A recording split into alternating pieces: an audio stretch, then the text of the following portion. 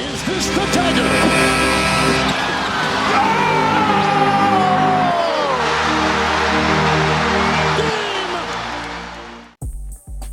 G'day guys, JB here with the review for Week 9 of the 25-26 NBA season. We are finally out of the NBA NBA Cup, where the Knicks did defeat the Spurs.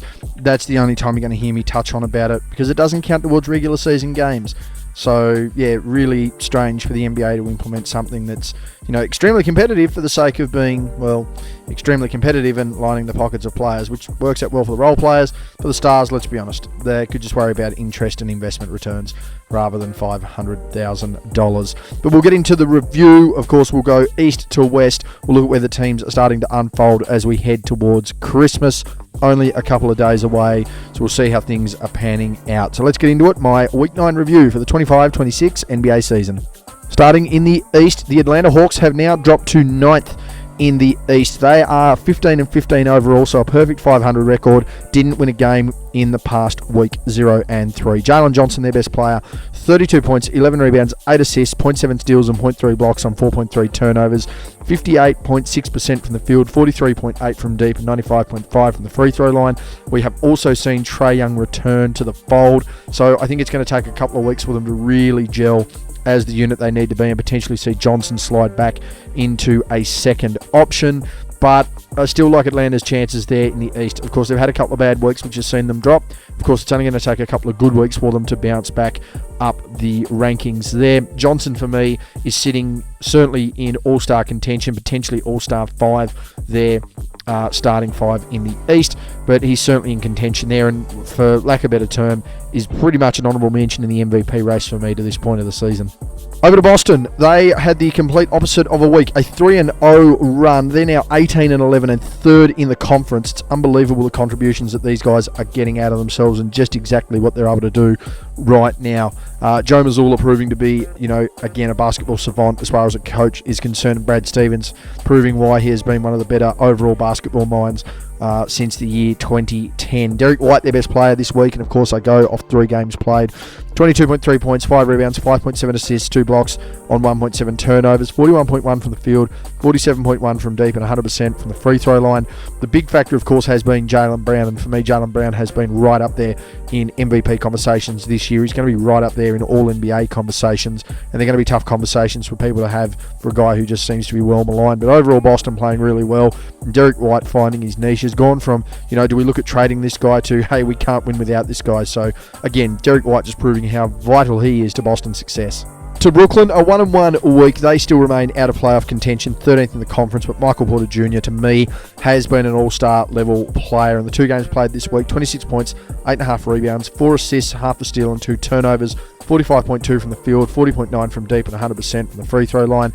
Yeah, thought they were in a lot of trouble when guys like Cam Thomas and Accord went out, but let's be honest, Michael Porter Jr., a bit of a slow uptick, but has certainly proven his wealth. To me, would be an all-star and having an underrated season, albeit on a losing side.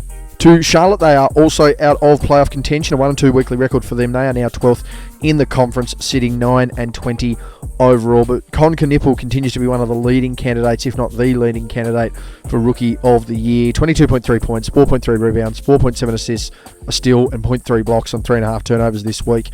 50% from the field, 48.4 from deep, and 90.9 from the free throw line. The quickest player to 100 made threes in his career. Less than 30 games to get that done, so well done to him. It would be Knipple and Cooper Flagg leading the way for me in Rookie of the Year. Toss a coin which way you want to go. For me, personally have Cooper Flagg, but Con Knipple again standing up, stepping out, and showing why Charlotte picked him as their selection in the draft.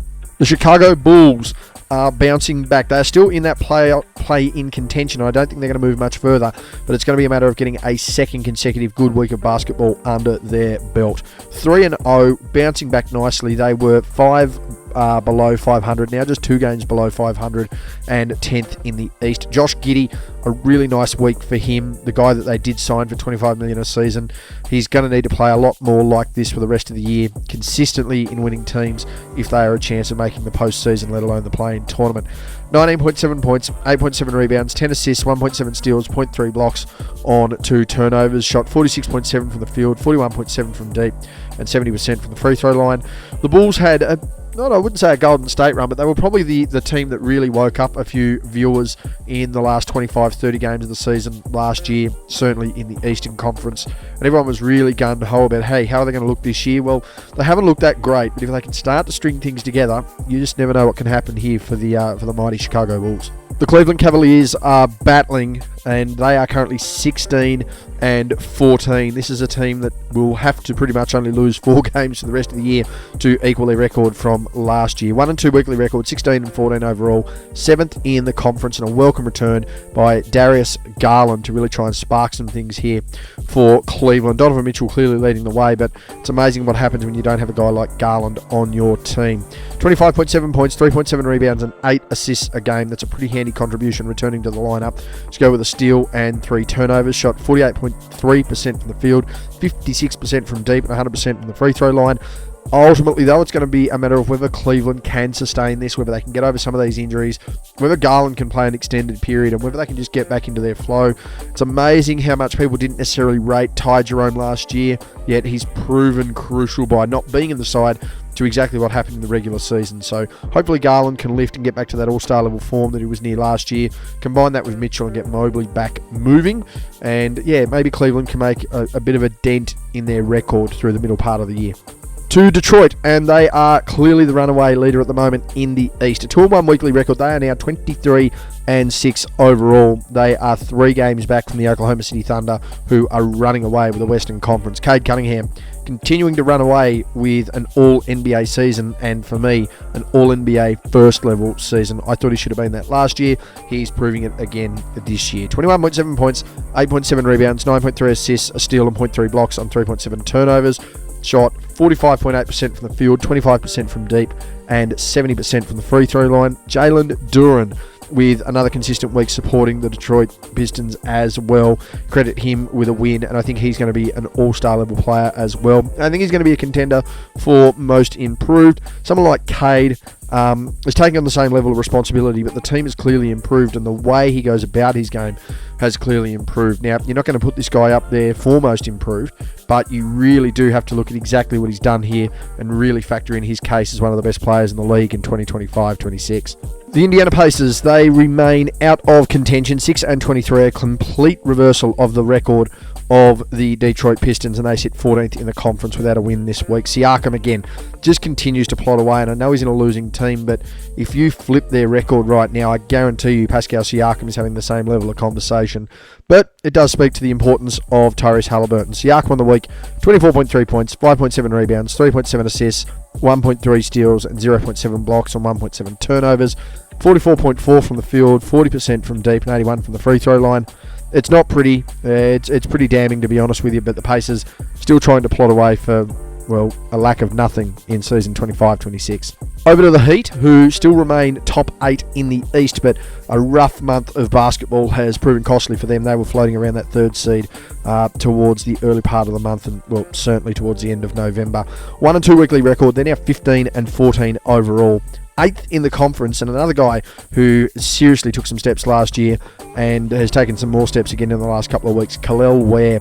In his 3 games played, 24.7 points, 15 rebounds, 1 assist, 0.3 steals, and 1.7 blocks on 0.3 turnovers. Shot 71.1% from the field, 75% from deep, and 80% from the free throw line.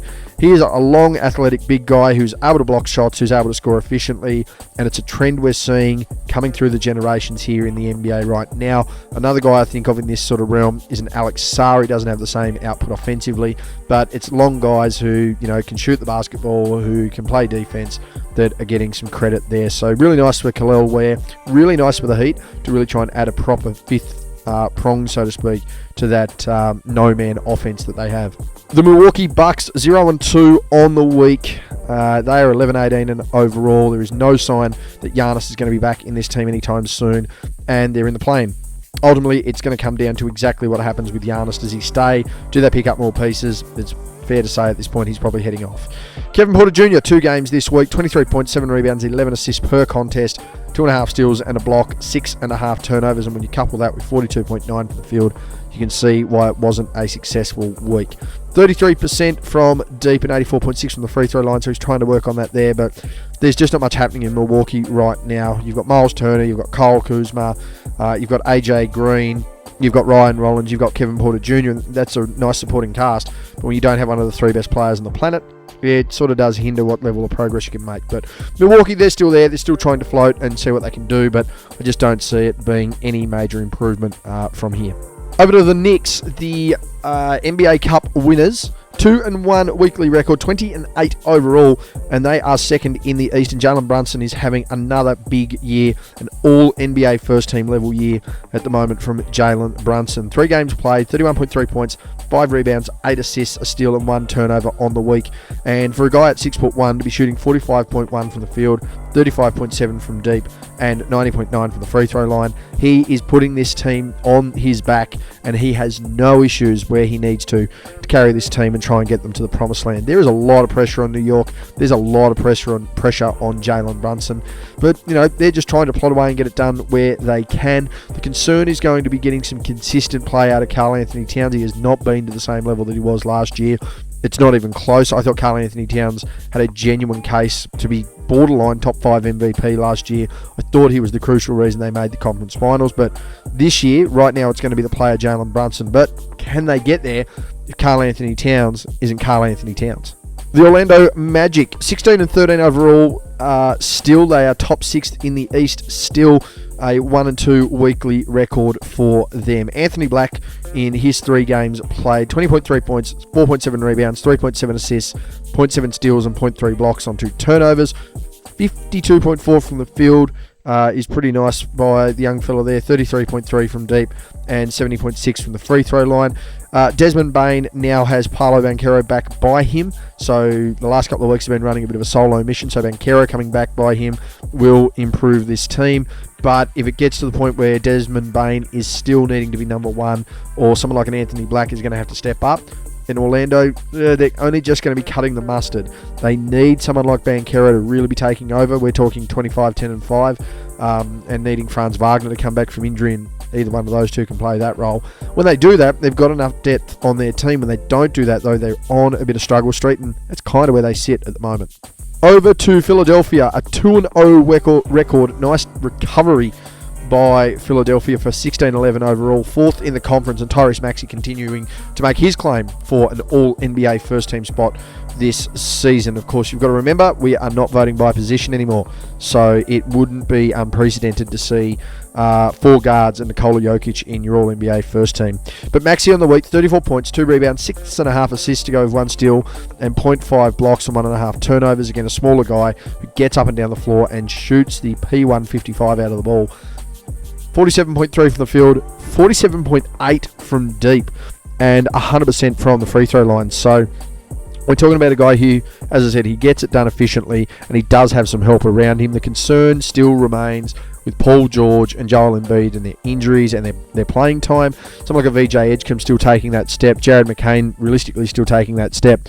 But there's no doubt about it. Maxey right at the front of this team, leading the way and really trying to prove a point.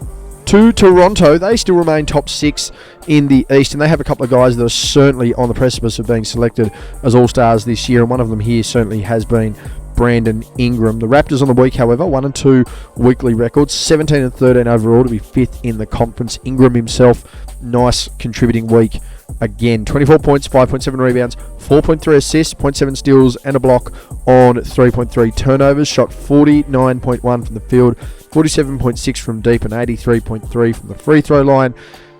The Raptors just need to find something, and again, it's going to come down to who's in form, who are they playing, have they had a bit of a weak run, because that's the ultimate concern with a lot of these teams when they do get a couple of games under the belt or they start really hot. What has your schedule look like, and that will start to really pick you apart. We'll have certainly more of a view by the end of the month, and certainly leading into the All-Star break. But right now, Toronto cruising along. They're doing better than I thought they would, and I thought they could be a borderline playoff team, let alone a playing team. So they're exceeding expectations for the time being. Finally, over to the worst team in the conference, the Washington Wizards, 1-2 weekly record, 5-22 overall, and it's scary to think that they're only barely the worst team in the league. There are some others that are genuinely contending. The difference with Washington, they just don't have much going for them. CJ McCollum, 3 games played on the week, 18 points, 4 rebounds, 4.3 assists, 1.3 steals and 1.3 turnovers, 46.5 from the field, 36.4 from deep, and 85.7 from the free throw line. If someone could just get this man some help or get him somewhere decent, that'd be really nice. Over to Dallas, we will start in the Western Conference now. A 1-2 weekly record for them, 11-19 overall. So they're almost at that point, if they don't start to pick up with a healthy side, which is what they've practically got here. I know they've got some issues with Derek Lively moving forward. Then that's when you'll start to see some more action for this team. A 1-2 weekly record, as I said, 11-19 overall, as I said, and they are 11th in the Western Conference. Anthony Davis with a nice week, the best week that he's had for Dallas this year. 24.7 points, 15.3 rebounds, 2 assists, 0.3 steals and 1.7 blocks on 2.3 turnovers. Classic Anthony Davis shooting at 51.5 from the field. 28.6 from deep. Again, if you take him, you've got to make him, and 80% from the free throw line. As I said, for Dallas, it's certainly evident that Cooper Flagg is their number one option and he's the guy moving forward. It's now a question of whether you buy into that super early by trying to build, or whether you just let this seasoned roster hang about this real young talent. It's really precautious, but I think if they get 10 games under, we will see some movement. The Denver Nuggets, 2-1 weekly record, 21-7 overall. They still remain a top 3 seed in the West. This one was really tough again to select through. Nikola Jokic is just on an all-time generational run from offensive production as a center, but I think Jamal Murray's having his most rounded and his best season, potentially start to finish so far, and for me he was their player of the week in the 3 games that they played. 25 points, 4 rebounds, 5 assists to go with a steal on 1.3 turnovers, shot 45.1 from the field, 51.6 from deep, and 81.3 from the free throw line. This is what is going to be crucial right now for the Denver Nuggets. You need Jamal Murray to still be staying healthy, to still be playing well, to be the impact guy in winning games.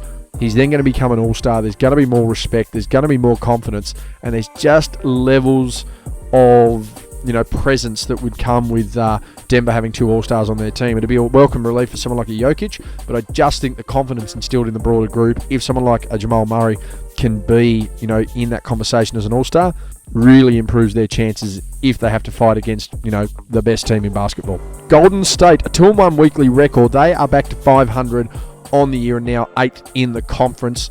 This was a real toss of the coin battle, but I just thought consistently across all of their games, including their losses, that Jimmy Butler was their best player this week. 25.7 points, 2.3 rebounds, 3 assists, 0.3 steals, and 0.7 blocks on 1.3 turnovers.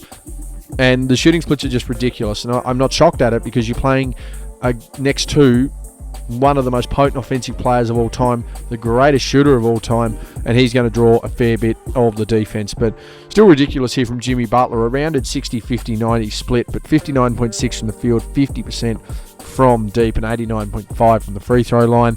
What comes of this Golden State team, I don't know. There seems to be still some question and some fracture around this team. There still seems to be a worry about age, but when you compare their age to someone like the Clippers and then you compare their record, it's pretty clear which team that I would rather be, and it's not the red-headed stepchild of Los Angeles. To the Houston Rockets, they have moved down to 6th, and this is how jumbled it is, 2nd through 6th in the West. Someone like Houston has consistently been top 3 all year. They've had one down week by comparison. They're now 6th in the conference. That's how tight it is between 2nd and 6th. It also speaks volumes of how far away Oklahoma City really are. A 1-2 weekly record for the Rockets. They're still 17-9 overall, but they have dropped down to 6th in the West. Kevin Durant, in his 3 games played, 29 points, 7.7 rebounds, 5 assists, 0.3 steals, and 1.7 blocks on 3.7 turnovers. 56% from the field, 57.1 from deep, and 90.5 from the free throw line. I didn't realise this, that Kevin Durant is, okay, I know he's past 30,000 points, but Kevin Durant is only a few hundred points away from Wilt Chamberlain. I didn't know that.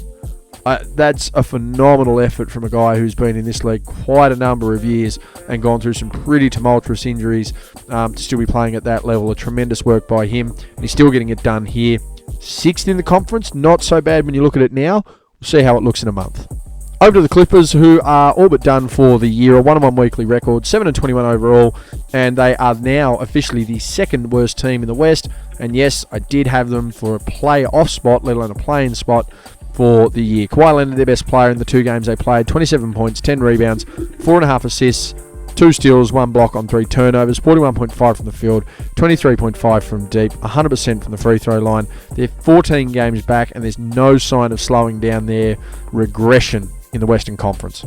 Meanwhile, for the Lakers, they have dropped to 4th, but they are a 19-8 record. And again, it's a couple of games here or there that's ultimately separating everybody in the Western Conference right now. LeBron James was their best player in these 2 games, and LeBron's consistently been a very nice chop-in where they've needed it this year, and it sort of makes you wonder whether the Lakers and whether teams he's been on previously may have benefited from that chop-out if he'd have done it earlier. 32 points, 5.5 rebounds, 6.5 assists, 1.5 steals, and 0.5 blocks on 2.5 turnovers, 51.5 from the field, made a quarter of his 3-point shots, and 83.3 from the free throw line. The Lakers consistently still have guys chipping in and playing well. The ultimate concern that they have right now, other than Luka, having a lot of the ball, is that he's having a lot of inefficiencies with that basketball. No doubt about it, one of the best players in the league for me. He's certainly having a top 10 year, but you can't have a guy who's consistently shooting under 40% from the field, being the number 1 option, lacking on defense, and in turn expecting a title. Over to the Memphis Grizzlies, they've had just a couple of hiccups in the road, but they were really marching towards 500 and still only sit a couple of games off of that after many expected them to fold out and potentially trade away some players. A 1-2 weekly record, 13-16 overall to be 9th in the West. Jaren Jackson Jr., still one of the shining lights and one of the better Grizzlies players of all time. Not that it's an extensive list, but nonetheless it's nice to be recognised by a franchise. 3 games played on the week here, as I said, 13-16 for 9th. 20.3 points, 7.7 rebounds, 2.3 assists, 1.7 steals and 1.3 blocks on 2.3 turnovers. It's the inefficiencies that get you. He had a lot of them last week. He's now having them again this week. At least they're not from the free throw line. 43.2 from the field, 50% from deep and 81% from the free throw line. If you are a guy who is an interior defender and plays the centre position, I probably need a few more balls, but I certainly need more efficiency on the offensive end. If he refines that, maybe these games swing the other way. Maybe we're having a different conversation, but a handy week for Jaren Jackson Jr. Over to Minnesota, a 2-1 weekly record. They are now 9 games above 500 at 19-10, and they sit 5th in the conference and have consistently been around that 5th, 6th position all of the year. Dante DiVincenzo, their best player in those 3 games, and again, I do base it off 3 games. There are guys that play single games or 2 games with better numbers, but I want a guy that's going to be there as much as possible, and that's exactly what DiVincenzo did here for Minnesota. 17.3 points, 6.7 rebounds, 3 assists, 1.7 steals and 0.3 blocks on 1.7 turnovers, 46.2 from the field, 41.4 from deep, and 44.4 from the free throw line, which is a concern in of itself. But the other concern right now for Minnesota, they have a pretty good bench. They're led in their second unit with Naz Reid coming into the rotation. It's all well and good, but that's where Dante DiVincenzo really thrives. And there's a real concern or a real question of him heading back to New York. That's a potential. The other question right now is whether conversations with Giannis are being happening. So there's a little bit floating around with Minnesota, nothing in concrete just yet, but always interesting to hear the scuttlebutt. The New Orleans Pelicans, this is going to be really weird to say, are on a 5-game winning streak. That is a sentence that I didn't think I'd utter at any point this year. 3-0 weekly record, 13th now in the conference. They've dragged themselves off the bottom, but they are still 14 games back from 500. Zion Williamson, some contributions off and around the bench this week in the 3 games that he played. 20.7 points, 6.3 rebounds, 3 assists, 0.3 steals, 0.3 blocks on 1.7 turnovers, 59.5 from the field, didn't take a 3-pointer, and 85.7 from the free throw line. Nice production from him. Good to see Derek Queen having a nice year. Guys like Herbert Jones and Trey Murphy still contributing, but ultimately they are still one of the worst teams in the league. But in comparison, we're about to talk about the best team in the league and a team that I still feel has a chance at breaking the wins record. If they get on another run here, we sort of forget losing 2 in 2 weeks. 2-1 weekly record, 26-3 overall, number 1 in the West, the Oklahoma City Thunder, led by Gilgeous-Alexander once again. 32.7 points, 7.3 rebounds, 7 assists, 2.7 steals and 1.7 blocks to go with 3 turnovers. So a rounded 32, 7-7, 3-2. on 51.4 from the field, 47.1 from deep, and 90% from the free throw line.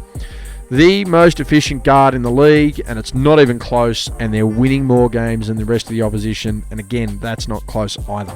That's the level Shea's at.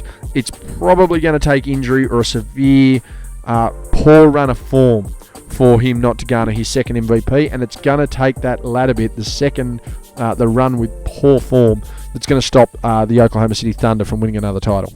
The Phoenix Suns are still plodding away. They are still 7th in the West. They are just going about things quietly, but they are getting the job done. 7th in the conference, 15-13 overall, a 1-1 weekly record for them. And Devin Booker, a man that I plan on adding to my jersey collection sooner rather than later. 31.5 points, 1.5 rebounds, 3.5 assists, 2 steals, 1 block on 2.5 turnovers, 47.8 from the field, 30.8 from deep, and 83.3 from the free throw line.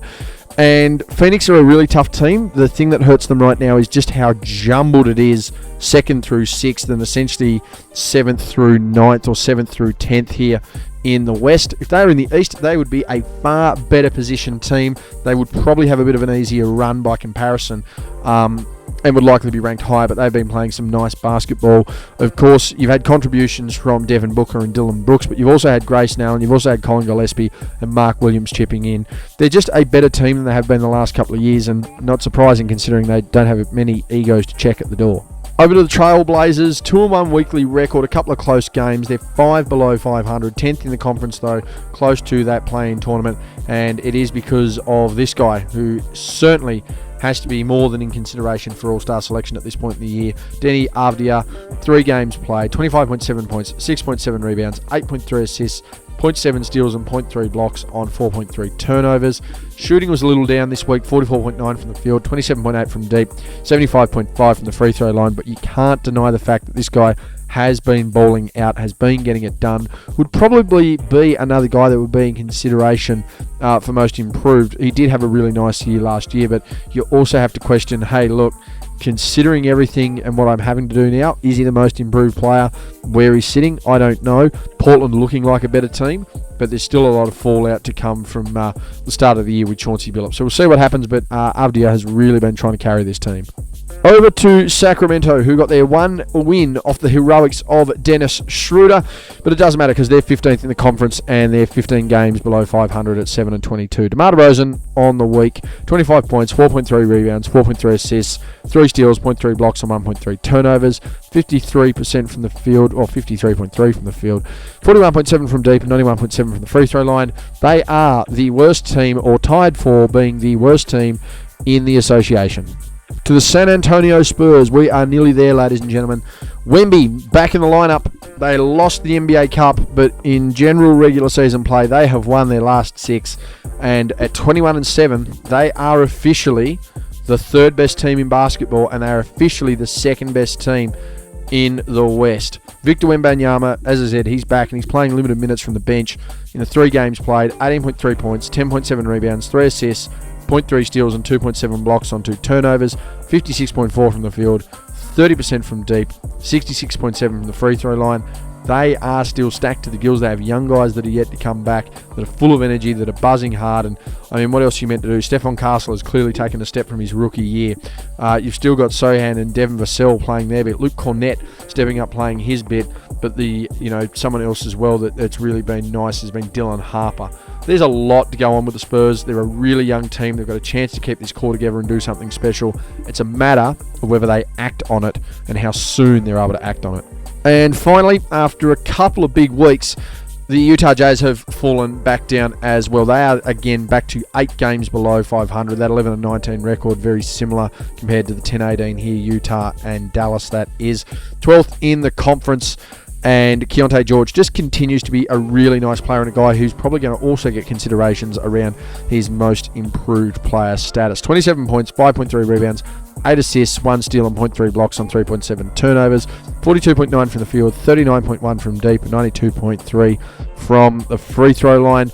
The Jazz, again, they just have these moments where we're going to creep up, we're going to really tease getting to a 10th seed, and then they have the weeks like this where it's like, I'm about to get 10 games below 500 and all hope is lost. So it's going to be up to them exactly what they do. Injuries always seem to be a concern. Larry Markkinen not playing, big minutes is always a concern. But if you can keep that tandem of Markkanen and George, you just are able to do and manoeuvre a little bit more in the free agency market to try and be competitive.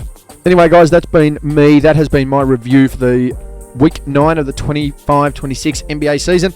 How did you see it pan out? How do you think things are going to pan out right now? Who are the teams that are making some last-ditch efforts to really get things done?